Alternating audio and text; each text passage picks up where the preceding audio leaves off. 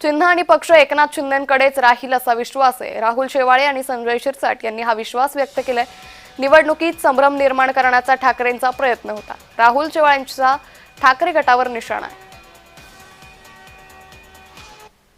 निवडणूक आयोगाने नियमानुसारच काम केलेलं आहे। त्यांनी त्यांची मतदानाची संख्या दाखवावी, कारण निवडणूक आयोगाच्या नियमातच लिहिलेलं आहे की ज्याच्याकडे मतदानाची संख्या जास्त असते त्याच्याकडेच पक्ष आणि चिन्ह असते।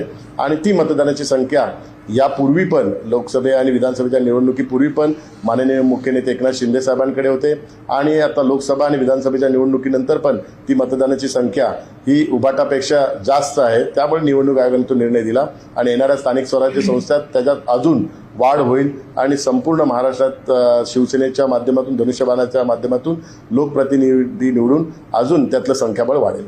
आम्ही आमच्यातर्फे पूर्ण तयारी केलेली होती, आमची तयारी पूर्ण झालेली होती आणि त्या पद्धतीने आम्ही ते सबमिशन त्या ठिकाणी कोर्टात केलेलं आहे। निवडणूक आयोगाने आमच्या बाजूने निकाल दिला,